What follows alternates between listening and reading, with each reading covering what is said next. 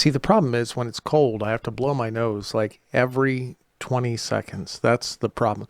Hello, you fucks. Welcome to John Solo's Beer Brigade. I'm John Solo. You are not, and we are on. It's Talk to the Beard time, and we didn't make it last week, so I apologize. I've canceled very few of these things, but we were having some technical difficulties last week that I just couldn't get around. There's a bad windstorm happening, going on, and plus we had a bunch of shit going on here too, so it's just the way it played out. But anyways, we are back to it. And I was actually just discussing with my guest off the air. I want people's input on this at some point in the future because we've been discussing possibly moving the Talk to the Beard time by an hour or two. And I don't know that is the right decision or not. We've been consistently at 5 p.m. Eastern Standard Time, or JST for John Solo time, for a couple of years now, something like that. The issue that happens sometimes is Mondays get so hectic and busy that it's difficult to push into my schedule. And that being said, y'all are important to me, and I'll push you in all you want. By the way, hi everybody. Hi, how are you? I see everybody in the crowd there. So that would be the issue in the question. But yeah, I think for right now we're just gonna 5 p.m. it's worked. I was saying if we push it any further, then we kind of push out anybody on across the pond kind of thing. I think it's a cool way to say it, across the pond. Anyways, here's what we got going on. First off, we're working on Wrecked Book 2. I don't know the names and titles of things. You'll have to check the ticker for that. But Wrecked Book 2 by Kelly Fox. We were supposed to start in the studio with that today, but we're going to end up starting tomorrow. But that should be wrapped up by, I would say submitted to ACX by Friday, somewhere in that range. Then moving on after that, we got Ro Horvat's book, his Hedonist Book 2. And I do remember the name of that one. That's called King's Mate. I think it is. I'm horrible with these things. But we got that coming up, and I think we should be starting that on Friday. And that shouldn't take but a couple days' time. So hopefully we'll get that submitted. Now, those things take some time to come out because we're using a different distributor. We've, of course, got the Ramblin' Gremlin show coming up on Friday as well. And little Alyssa Gremlin's kicking that thing in the butt. She is killing it. She's got, like, guest narrators coming on to read samples and shit. She's got it going on. But anyways, I'm going to bring on my guest here. This guy, everybody knows TH Compton, or as we refer to her here, Tay. She's been a wonderful friend. She's a member of the Brigadiers. I don't know if there's a membership clause. I know, do we have a contract on you have to sign up, or I don't really know how that works, but she's kind of in the insiders group. She hangs out with us in Discord a lot. We love her to death. I'm going to go ahead and bring her on here if this button works properly. Now we shall see. I've not got the stream deck up here today because I've been working in the control room for several hours. Let me see here. Where is it? Guest graphic, booth cam, booth guest. Here it goes. I think. Ta-da! Look at that. Ha! It worked. Look at me. Ta-da. I win. Hey Tay, how are you? Hi, doing fine. Doing fine for a Monday. Are there a bunch of school-age children not being attended to right now because you're on Talk to the Beard? No, I was actually lucky enough to be off today. It's the last day of spring break. Hey, they tell me it was a holiday too, so apparently there was Easter going on and all that fun shit as well. I paid no attention. Did you do anything fun for Easter? Did you eggs? No eggs, none of the like traditional stuff really. I visited my mom for a few days over the week that we had off. Me and my husband went down. We brought the dogs, packed them up, and loaded them up and took them down. That was a good time. But other than that, we went to dinner at my husband's aunt's house last night for dinner. But it was just a normal, regular thing. So nothing super special. What did you have for dinner? No eggs, no bunnies. I ate like chicken and Brussels sprouts. It really wasn't anything traditional. They had like ham and stuff. I don't really get down with a lot of comfort food. We were Jody and I were just discussing this because wow, look at that. It's not Christmas, it's Easter. Our Easter dinner consisted of smoked pork shoulder and like miscellaneous greens. Jody's been going out into the wilderness and gathering food. I've never seen anything like it before. I know that in the old days, this was what people did. But she will go out, she'll take one of the dogs and she'll go out on the trail and she'll go hiking and she'll come back with like a satchel full of green things that she's found and mushrooms in the woods, and we will eat them. And it's amazing. I didn't know that this kind of thing was possible before. So we She's had a forager. dandelion. Yeah, it's we had dandelions in there somewhere yesterday. I don't. They're pretty good, really. They're not that bad, but yeah, that was our Easter dinner. So, are you looking forward to going back to work? No, No, no, a little it bit. was nice having off. I'm ready for summer. It's been a long year, but How I'm sure I'll feel different once I get in there tomorrow. But for now, well? no. How's your crop of children this year? I know that every year is a different batch. I mean, They're doing fine. They're definitely learning. They've grown a lot, but it's just I I guess with the pandemic and everything, it's just 5 days a week is a long time for them. And we're a full day pre-K program, mm, so we have a really long time. And most of the other pre-K programs are half day programs, so they're just not used to it. And we've had so many days on and off this year, and having to be shut down and reopenings that they just have never really totally gotten into the groove. So, yeah. but they're Do doing you great. They're doing as best as they can. Do you write? Now, this is going to seem like an odd question on the surface, but I was kind of thinking about this a couple hours ago. I was just, all right, I got Tay on. That'll be fun. It's all good. She has these little kids. Do you ever take the personalities from the children and incorporate them somehow into the books? Now, I know that, I mean, the children being the children age, that's not, it's not going to, like Damon's EMC, and I get that, but you deal with a lot of interesting personalities all day long. You deal with them in their rawest forms. They're children. Do you ever take that and incorporate it into your writing? I can't say that I've totally incorporated their personalities. I have one of my books has like two like young boys in it as a sister's kids. Hmm. So I guess nephews of the main character, and there was a little blip in there, but not really anything major.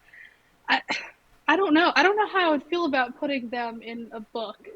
It just I don't know. Maybe one of their jokes or something because they like to tell kid jokes. But other than that, I can't see putting one of my kids in a book, Well, a romance yeah, book at that. yeah. I understand. I guess what I'm as an actor. I'm an actor. As an actor, a lot of times I find my inspiration for not only character voices, but also character personalities. The author will write a personality, but I've obviously got my own take on it from anyone that I encounter, whether it be somebody in one of my 12-step meetings, somebody at the gym, somebody wherever I go, my family, that sort of thing. I will take their personality traits and sometimes their voice traits, and I will make that play. And it doesn't matter if they're 5 years old or they're 40 years old, something like that will end up incorporating itself into one of my characters. That's kind of where I wasn't expecting you to put it like a five Yeah. year old in MC. I mean, I don't know. Sometimes they act like that. I guess it could be appropriate, uh, but yeah, Mm. that's where I'm coming from. Where do you find your inspiration for the characters? I mean, as far as people in my own life, I do have some characters that are straight from my life. In the last book, I have a character named Bonnie, and Bonnie is a very colorful, elderly woman, and she is 100% that way in real life as well. She has no filter. She will tell it like it is, and she has taken me under her wing. I don't have a big family. It's just been me and my mom growing up, and so I have adopted many people along the way. And Bonnie actually worked at. I used to work at a um, Ella retirement facility in the kitchen, and she lived there. And my mom actually worked at the beauty shop down the way, and she washed hair. She was the shampoo girl, so we got really close to a lot of these people.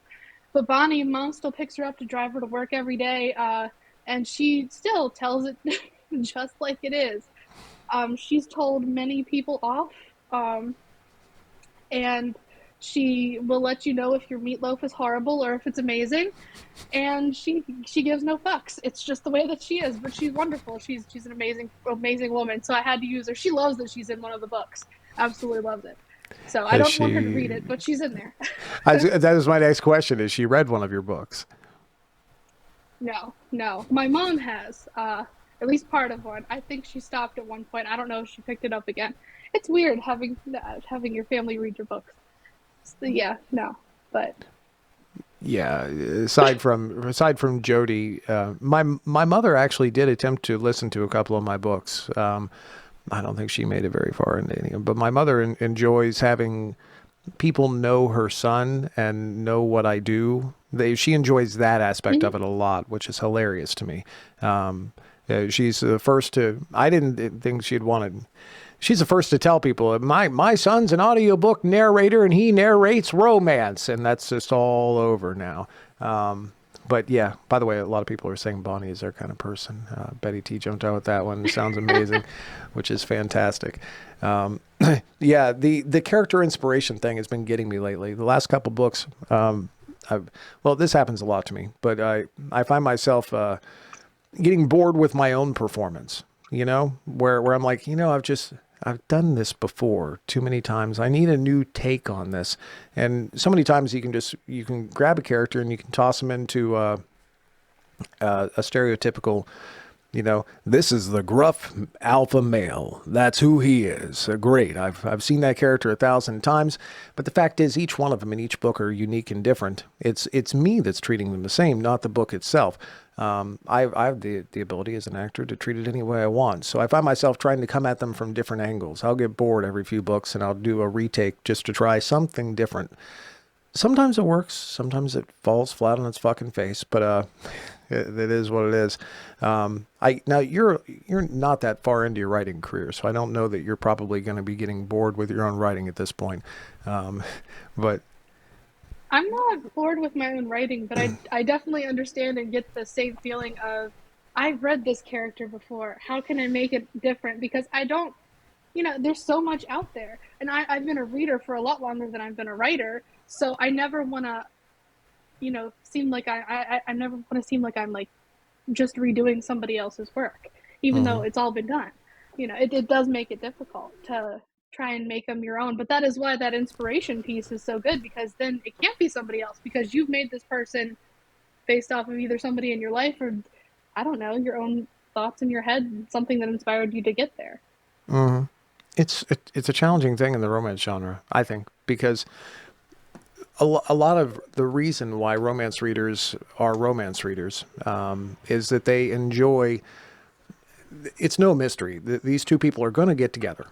It's going to fucking happen. We know it. That's the happily ever after.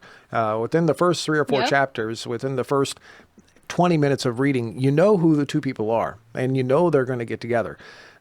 So the mystery is gone. We know that's going to go down. But at the same token, my best friend has pointed out to me many times, like in the action movies you watch, you know that the action star is going to live and he's going to win. We know it in advance.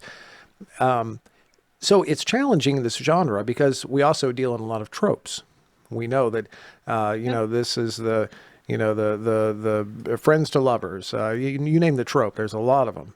So the readers actually enjoy that aspect of romance. They enjoy the fact that I know this trope and I know what's going to happen. I just want to know how. And it's creating the Yep. how that is the It's fun part of the genre. What Yep, what it's what about the characters and the story along the way. exactly? What tropes do you like when you're reading? When I'm reading hurt comfort more than anything else. I know that that can come in many different forms and combine with other ones, but I want to feel really bad for somebody at some point during the book, and then I want to feel great because that person got exactly what they needed. I don't really think I write that, but that's what I love to read. And what So I want sucks you something into that's going that? to make me cry or going to make me think. Well, what um, sucks you into the hurt comfort? What do you enjoy about that? I think that it takes a special kind of writer to be able to do that and to get you out of your headspace to feel that much for a character, Mm, to feel so strongly about a character that they have to have this happy ending or your whole world is going to implode, um, just to suck you in like that. It's amazing. It's amazing. And there's a lot of hurt comfort books out there, but you don't always find the ones that grab you quite that much. mm, But that's what I look for whenever I go to read a book. Sometimes light and fluffy because I like to write light and fluffy things. I don't want too much angst, but mm. every now and again it's got to hit you hard. You gotta, I don't know, want to cry. That's a beautiful thing. I had this. I'm gonna describe a situation, and I bet you have one of the same. I think everybody in the crowd does. I was a child, 9, 10 years old, somewhere in there, and I was homesick from school one day. I don't know, flu, whatever. I don't remember what it was, but it was a sunny day outside. It was coming into to springtime, so we were just getting warm. I wish it was like that here now, but it didn't. So I was laying in bed all day long, and I had a book, and it was called The Boxcar Children. I'd never read this book before. I remember I thoroughly enjoyed the book. It was really, really good. It was a book, in fact, that once I got through the first time, I read it immediately again. And I was a voracious reader when I was young. I read a lot. I connected to the characters, and I remember specifically because there were 4 children. I was one of 4 children myself. These kids were orphans, and they found a place to live. They were orphans, and they found an old boxcar in the middle of the woods, and they set it up, and they started to live there. And eventually, a family discovered them and ended up taking them in. Wonderful, wonderful story, all that good stuff. I remember being so sucked in and entranced by the entire thing, wrapping myself up in it. I tried to recreate the same exact situation the next day. I was sick, home from school again, but the problem was it wasn't sunny out. And I tried to lay in my bed, get the sunlight shining just right upon me, even though it wasn't there. Rereading the books, I wanted to relive that same emotion again and again and again. And I tried that 4 or 5 times over the next couple months. It was that love of that story. It was the love of that particular, I guess you could call it a trope. And I wanted to relive it over and over, and even though I knew what had happened in advance. Do you remember doing anything like that as a kid? Yeah, it's never quite the same. You still get those good feelings, but it's just not the same as the first time.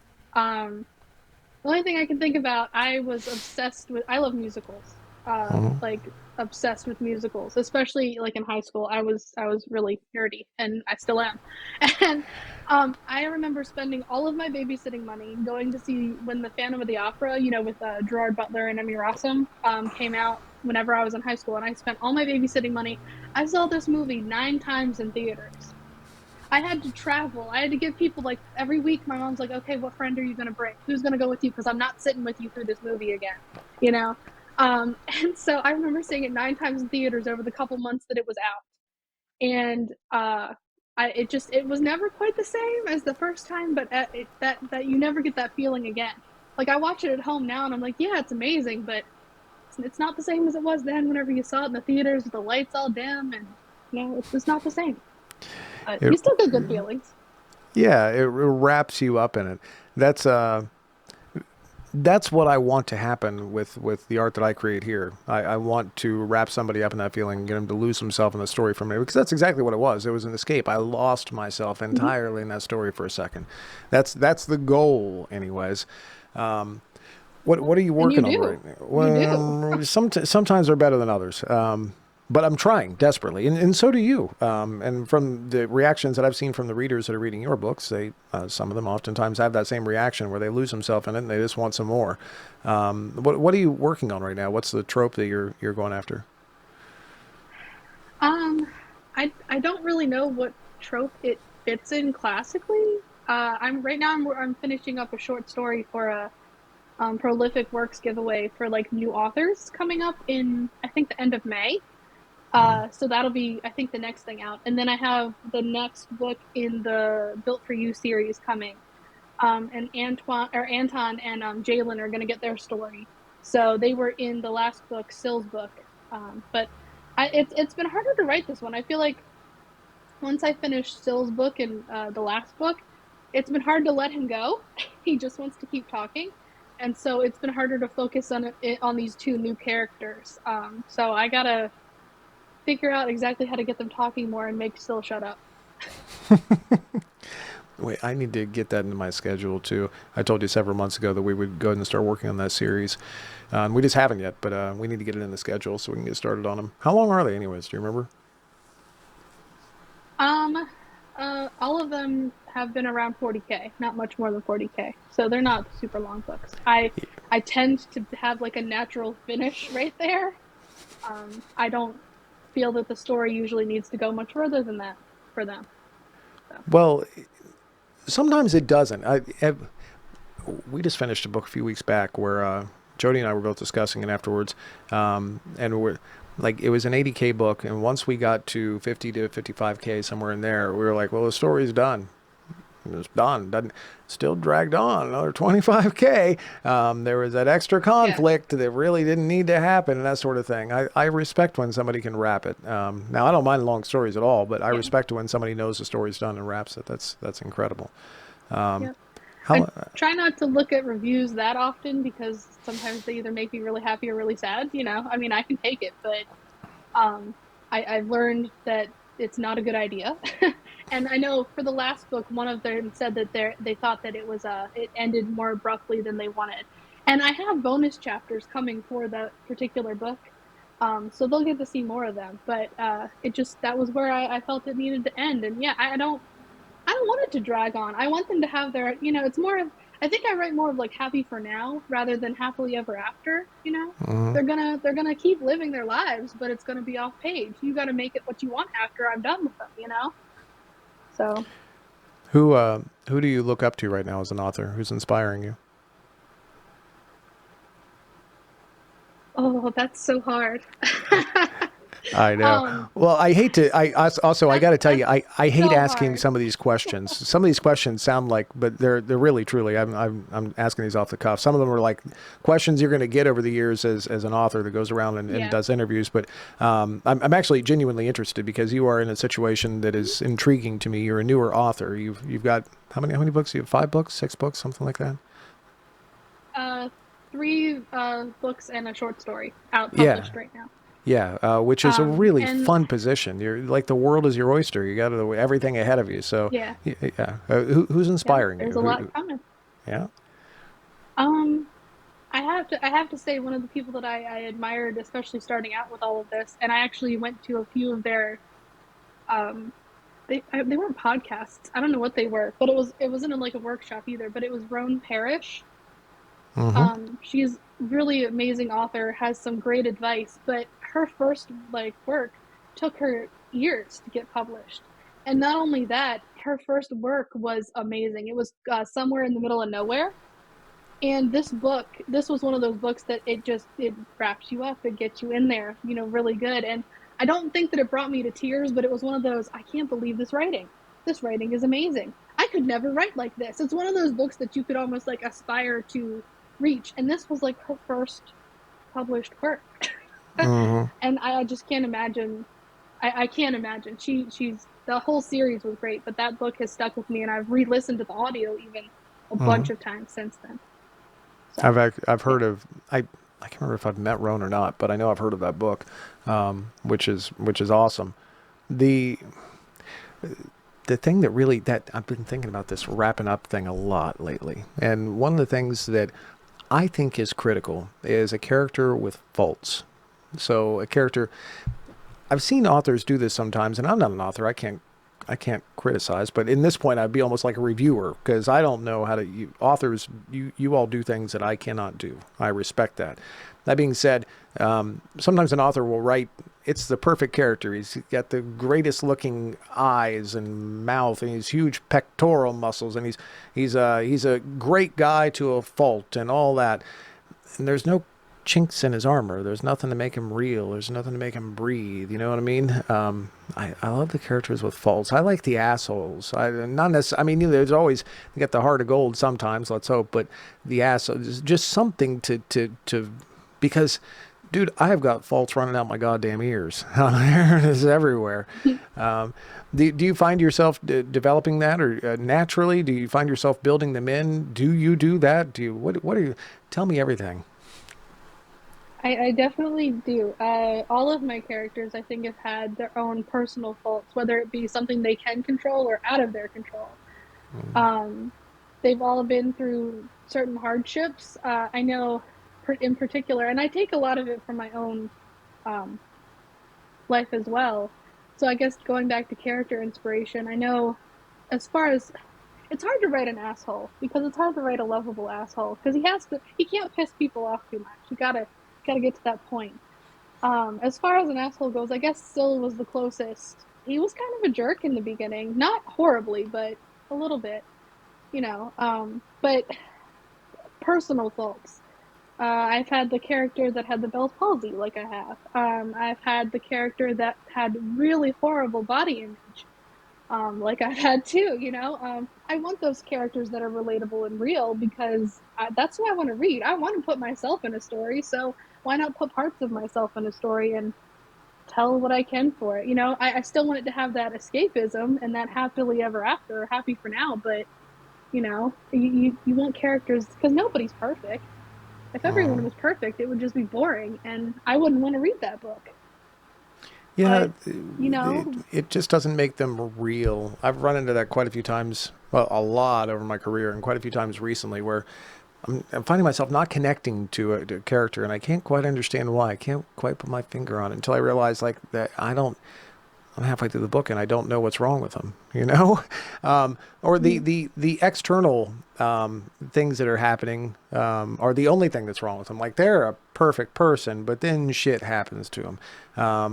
I like I like somebody that just can't get an overeaten peanut butter, or somebody that maybe smokes too much or anything. Sorry, I'm naming my own fucking problems here, but still, something like that really makes them real to me, so I can really lean into it. Then I get to start asking myself, well, why are they like that? Why do they do that? And that really fleshes a character out for me because if it's not on the page, I get to make it up myself, which I think the readers do too. Um, it makes see, I'm like scratching my back right now, not because my back itches, but because I'm like laying it on the line again. I'm just like embarrassed for a second. I love when characters get it's fleshed real. out like that. Yeah, it really it turns me on, but not in a chubby penis kind of way. It's an awesome deal. Sorry. Also, I'm scratching my back because we we we we did the gym today and we did a core workout and so far all we've done is like legs and upper body. But dude, the core workout we did today, I've never had such a. He put us on some sort of rack. It's like a torture device. I don't know what it is. When we got off of it, like my lower back, he was like, "This is going to help your lower back feel better." I was like, "Oh, it didn't hurt in the first place," but now it fucking does. Now Now it it's does. now my entire core. It was the best core workout I've ever had. This kills devil ting. It was amazing. So yeah, I'm trying to keep limber and stretched because tomorrow I'm not gonna be able to move properly. But yeah, is it cold there? Are you freezing as well? Yeah, I it's been in the 40s most of today. We have our windows open though. We almost my husband is loves the whole house to be like an ice box. Mm-hmm. And I'm kind of used to it at this point. So we've had our windows open all day, but it's raining and it's cold. So Yeah, that's the way it is it'd here. be okay if it was snow. We could use a snow day. I'd be fine with that. Another day off, but There was a chance of that today. I was waiting for it. I wanted that, but no, we get like in the upper 30s with it's 36 degrees right now and it's raining and it's windy. That's the worst weather in the freaking world. I hate it. I can't go out and do anything at all. It's annoying to me. Um, so you're back to work tomorrow. How long does it take you to yep. write a 40K book when you're working your day job? I Um, see somebody has input. That's yes, yes, they're always around, and they've been very quiet all day up until now.